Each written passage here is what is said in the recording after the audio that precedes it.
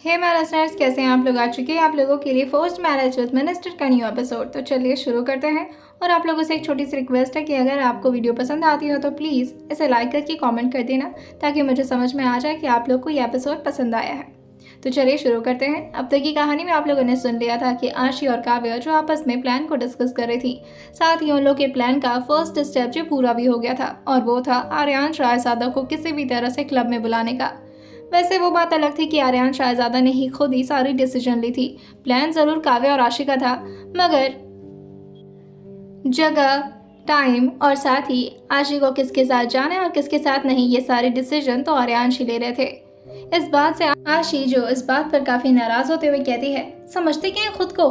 मतलब मेरा प्लान है और वो उसे एग्जीक्यूट कर रहे हैं। हाँ, काव्या जो कहती है, अरे जाने भी दे यार, क्या मतलब है? और वैसे भी तुझे कौन सा उनके साथ जिंदगी भर बितानी है? आशी जो कहती है, जिंदगी भर?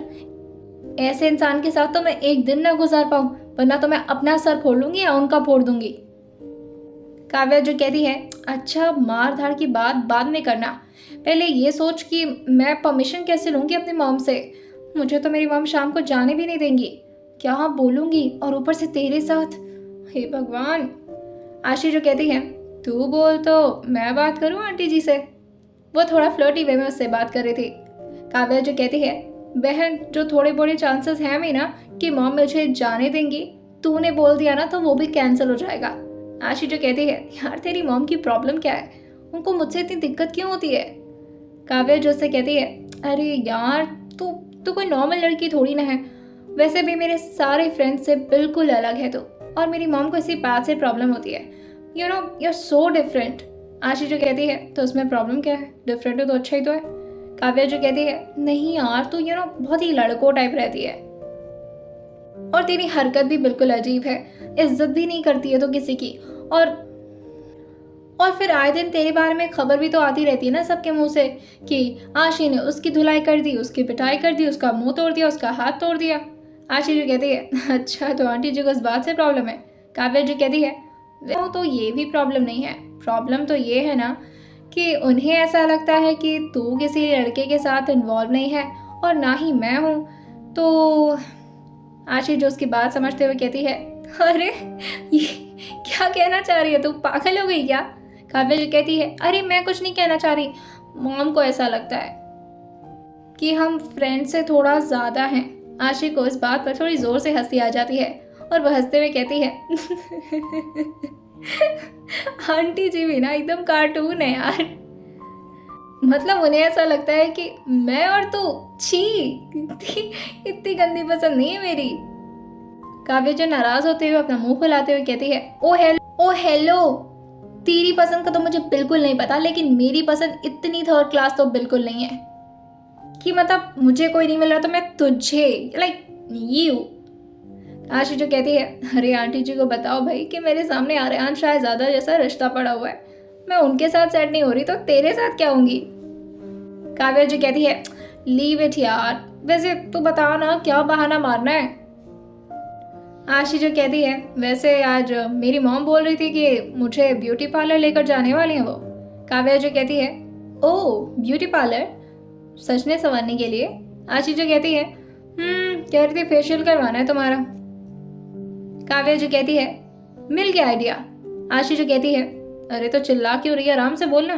काव्या जो कहती है, अरे यार मैंने सोचा है ना कि मैं ये बोल दूंगी अपनी मॉम से कि मैं भी तेरे साथ फेशियल करवाने जा रही हूँ, और वैसे भी 3 दिन में तो तेरी एंगेजमेंट है ना।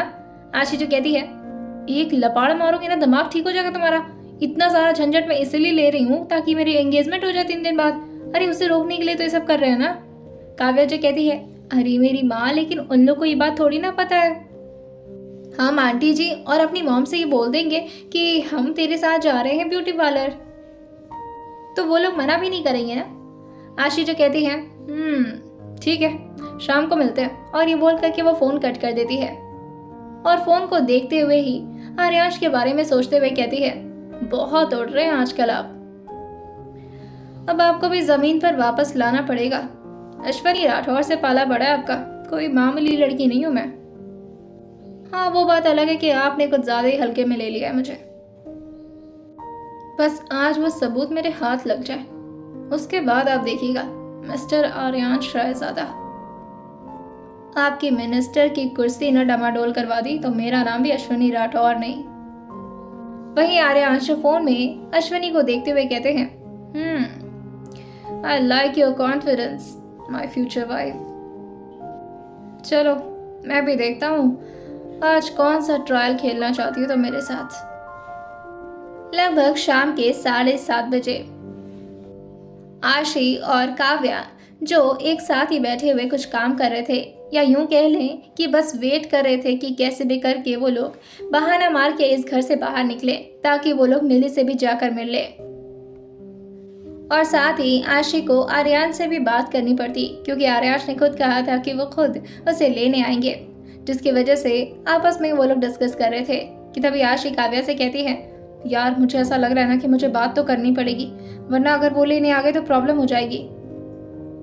काव्या जो कहती है, वैसे मुझे नहीं लगता कि कोई खास प्रॉब्लम होगी। आशी जो कहती है, अबे पागल, मिली को वो हमारे साथ देख लेंगे फिर, अरे हमारे पूरे प्लान की करतूत तो उसी को करनी है ना। काव्या जो कहती है, हाँ यार मिली का क्या करेंगे फिर, हाँ एक काम कर, तू कॉल कर दे और उन्हें मना कर दे। आशी जो कहती है, मैं ही सब करूं, तू किस लिए बैठी यहाँ पर, और फिर क्या क्या दोस्त बनेगी तू मेरी, तू खुद कर। काव्या जो कहती है, यार तू किसी दिन ना मंत्री जी के हाथों मुझे मरवाएगी, मुझे उनसे डर लगता है, रहने तो तू कर ले, मैं नहीं कर रही। आशी जो कहती है, कैसी दोस्त है यार तू मेरी, इतना भी नहीं कर सकती मेरे लिए, तू बात कर दे, अगर बात नहीं बनी तो फिर अश्विनी राठौर अपना हाथ ला लेंगे उसमें। अब छोटे मोटे कामों के लिए भी मैं काम करूंगी तो फिर तू किस लिए पैदा हुई है फिर। काव्या जो कहती है, हाँ तेरे लिए तो पैदा हुई हूं मैं। आशी जो कहती है, समझदार है बेटा तू। काव्या जो आर्यांश को कॉल लगाती तो है मगर कॉल उठता नहीं। 2 से 3 बार कॉल लगाने के बाद भी आर्यांश कॉल पिक नहीं कर रहे थे। आशी जो कहती है, ये क्या बदतमीजी यार, कॉल क्यों नहीं पिक कर रहे। काव्या जो कहती है, एक बार तू ट्राई करना। आशी जो कहती है, हाँ तेरे करने पर नहीं उठाएंगे और मेरे करने पर उठा लेंगे। काव्या जो कहती है, अरे यार तू पर्सनल इंसान है ना उनकी, क्लोजनेस है तेरे साथ, तू करेगी तो शायद उठा लेंगे। आशी जो कहती है, अजय अजय घंटा मेरा भी नहीं उठाएंगे तो देख लेना। और ये बोल करके वो जैसे ही कॉल लगाती है, 2 रिंग भी अभी गया नहीं था कि तुरंत ही आर्यांश कॉल पिक करते हुए कहते हैं, क्या हुआ है, इतना बेसब्र क्यों हो रही हो, आ रहा हो ना लेने। जैसे ही आशी आर्यांश की टोन सुनती है, वहीं सामने बैठी काव्या भी उनकी बात सुन रही थी। वो एकदम से शर्माते हुए कहती है, OMG कितने रोमांटिक हैं जीजू। आशी जो से अपने हाथ दिखाते हुए कहती है, मार खाएगी तू, चुपचाप से बैठ जा। और फिर वो फोन को कान पे लगाते हुए कहती है, उसकी जरूरत नहीं है, हम आ रहे हैं। आर्यांश जो कहते हैं, व्हाट। आशी जो कहती है, व्हाट नहीं, हाँ एक्चुअली हमने सोचा कि अगर आप आएंगे तो 25 गाड़ियों के साथ आएंगे, फिर उससे पॉल्यूशन वगैरह भी होगा, और साथ ही जब भी आप आते हैं तो पूरा मोहल्ला देखने लगता है आपको, अच्छा नहीं लगता बार बार यूँ इस तरह से मंत्री का हमारे घर पर आना, I hope you understand. Aaryansh जो कहते हैं, सोसाइटी को प्रॉब्लम है या तुम्हें। आशी जो कहती है, अरे मुझे क्यों प्रॉब्लम होगा, और अगर प्रॉब्लम ही होता तो मैं आपके साथ क्लब क्यों चाहती। ये बोलते बोलते उसका चेहरा अजीब अजीब सा एक्सप्रेशन बना रहा था। आर्यांश जो कहते हैं, तो ठीक है फिर आ जाओ, लेकिन अगर कोई प्रॉब्लम हो तो मैं आ जाता हूँ, मुझे कोई दिक्कत नहीं है। आशी जो कहती है, अगर आप आ जाएंगे तो दिक्कत हो जाएगी, और फिर इस तरह से मंत्री जी का बार बार रैंडमली हमारे घर आना, आपकी वैल्यू कम हो जाएगी ना। आर्यांश जो कहते हैं, तुम्हें बहुत फिक्र हो रही है मेरे वैल्यू की, मेरी वैल्यू कम होने या ज़्यादा होने से तुम्हें क्या प्रॉफिट है। आशी जो कहती है, प्रॉफिट हो चाहे ना हो, लेकिन अगर आप आ गए तो लॉस बहुत बड़ा हो जाएगा। बोला, मैं बस आ रही हूँ, ठीक है, आप जल्द से जल्द पहुँच जाएगा, हम मिलते हैं, ओके। और ये बोल करके वो बाय बोलती है और फिर फ़ोन कट कर देती है, और वो काव्या को हाई फाई देते हुए कहती है, चल ये काम तो पूरा हो गया, पर आएंगे। काव्या जो कहती है, वाह यार तूने तो डायरेक्टली उनकी वैल्यू पर बात कर दी।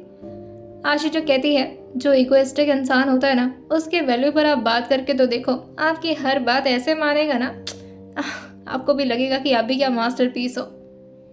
काव्या जो कहती है, और ये साइकोलॉजी आपको कहाँ से मिली मैडम।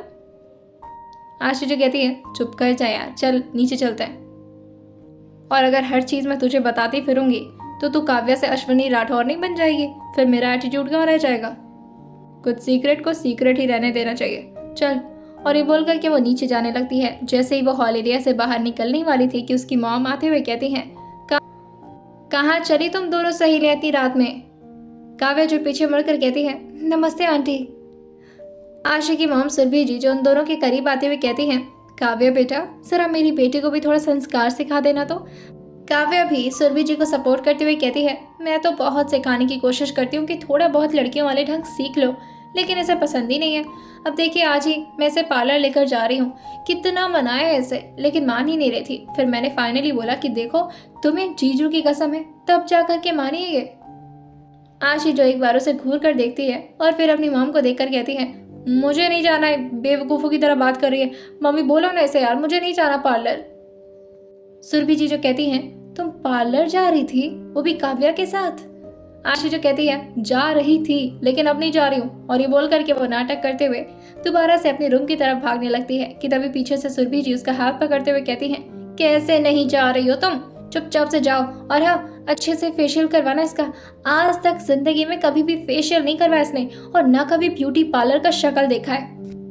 काव्या जी कहती है, जी आंटी, हम सब अच्छे से करवा करके फिर वापस आएंगे, हाँ तो थोड़ा टाइम लग जाएगा। सुरभि जी जो कहती हैं, इतनी रात में कौन चाहता है ब्यूटी पार्लर, एक काम करना तुम लोग कल चली जाना। हाँ आशी जो कहती है, मैं तो कह ही रही थी कि मेरी मॉम बहुत अच्छी है, वो मुझे मना कर देंगी जाने के लिए, अब तुम जाओ, मुझे नहीं जाना। काव्या जो कहती है, आंटी आप समझ नहीं रही हैं, वो मेरी बेस्ट फ्रेंड है, उसके परिचय में वो पार्लर है और वो बहुत ही ज़्यादा क्लासिक पार्लर है। वहाँ पर ये जाएगी ना तो बहुत अच्छे से इसका मेकअप हो जाएगा और साथ ही फेशियल वगैरह भी बहुत अच्छे से कर देंगी।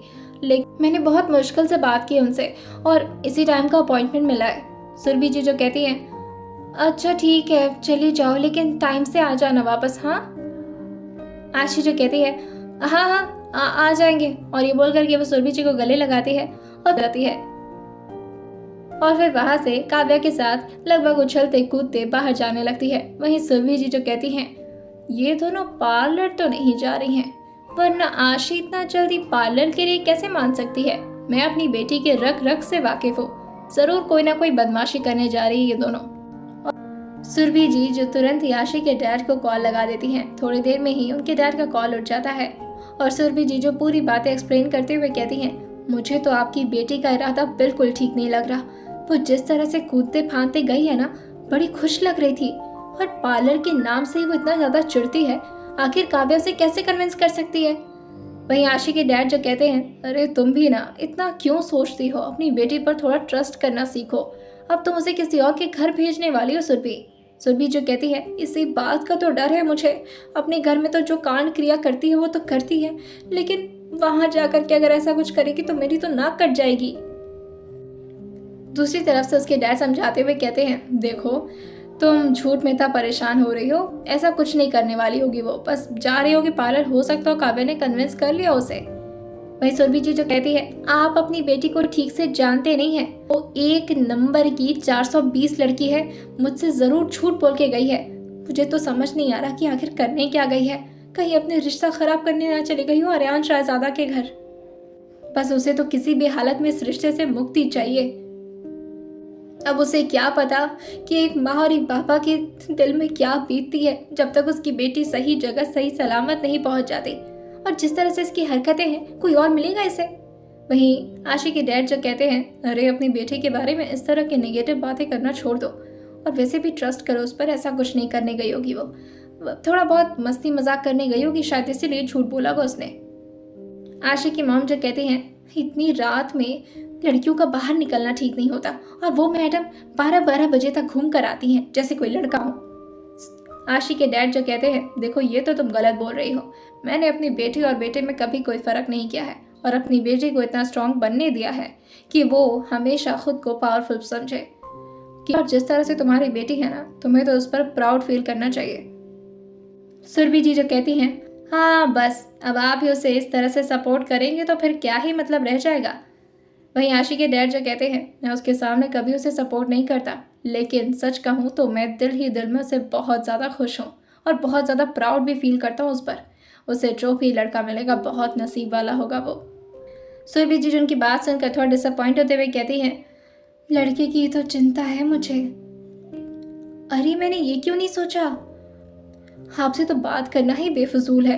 मैं तुरंत ही आर्यांश जी को कॉल लगाती हूँ और ये बोल करके वो तुरंत ही कॉल कट करते हुए आर्यांश को कॉल लगा देती हैं। सुरभि जी जैसे आर्यांश को कॉल लगाई थी, लगभग 2 से 3 रिंग के बाद आर्यांश कॉल उठाते हुए कहते हैं, हेलो। इस तरफ से सुरभि जी जो कहती हैं, हेलो, नमस्ते बेटा। आर्यांश जी जो कहते हैं, आंटी आप? सुरभि जी जो कहती हैं, जी हाँ, वो हम आशी की माँ बोल रहे हैं। हाँ बताइए क्या काम था? सुरभि जी जो कहती हैं, वो हमारी बेटी बाहर निकली है, पता नहीं कहाँ गई है और क्या करने गई है, मुझे पता नहीं है। बोली तो है कि जा रही है पार्लर, मगर उस पर ट्रस्ट नहीं है मुझे। ज़रूर कुछ ना कुछ खुरापात करने गई होगी। आर्यांश जी जो कहते हैं, अरे आप टेंशन मत लीजिए, और वैसे भी जहाँ पर भी गई हो उसकी अपनी मर्जी है, कुछ दिन और उसे आज़ाद रह लेने दीजिए। और फिर वो मन में ही सोचते हैं, बस ये कुछ दिनों की आज़ादी, वो जितना मन चाहे उतना जी रही है तो जी लेने दीजिए, उसके बाद तो वो मेरे हाथों के कंट्रोल में होगी। जैसे उसे नचाऊंगा वो वैसे नाचेगी। सुरभि जी जो कहती हैं, आप जैसा अगर रिश्ता नहीं मिलता तो न जाने आशी का क्या ही होता।